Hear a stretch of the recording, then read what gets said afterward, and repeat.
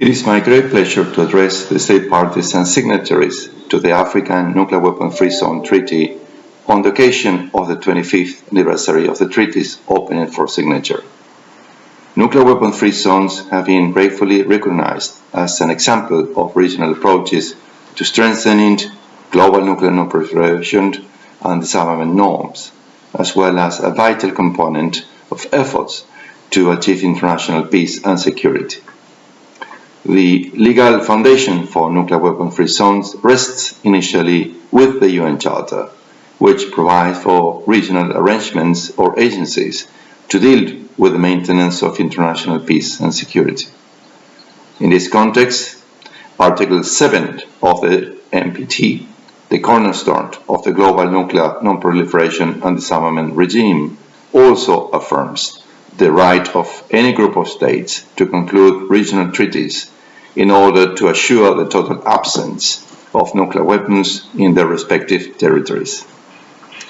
Nuclear weapons-free zones contribute to the achievement of the NPT's broader goal of nuclear non-proliferation and disarmament.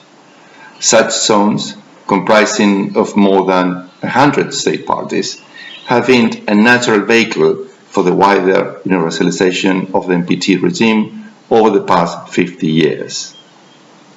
Each of the treaties establishing nuclear weapons-free zones have added crucial elements that reinforce the NPT regime, such as including prohibitions for nuclear testing, promoting IAEA safeguard standards among state parties, and adopting protocols on negative security assurances.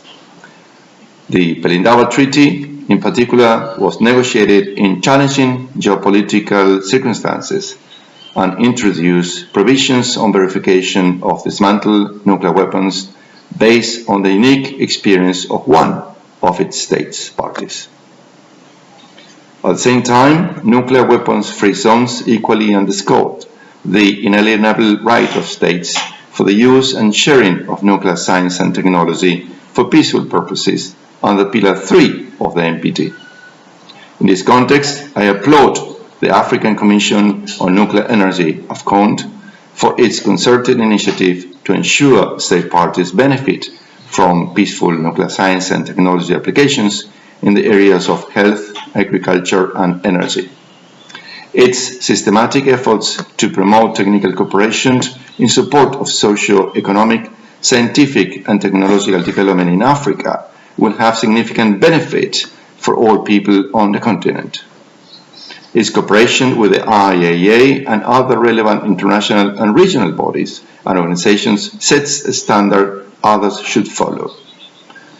Nuclear weapons-free zones clearly demonstrate that equal and balanced implementation of all the three pillars of the NPT, which are disarmament, non-proliferation, and peaceful uses of nuclear energy, is possible on both political and practical levels. Interzonal cooperation also positively reinforces the ability of state parties to coordinate positions in preparation for the upcoming NPT Review Conference. As the President-designate of the 10th NPT Review Conference, I would like to thank the state parties and signatories to the Pelindaba Treaty for supporting me and the Bureau in the preparations for the conference. I have no doubt of the African states' ability to bring additional substantive ideas to the upcoming NPT Review Conference, and I look forward to working closely with your delegations to achieve a successful outcome. Allow me to reiterate my support in your endeavors and wish you a productive discussion.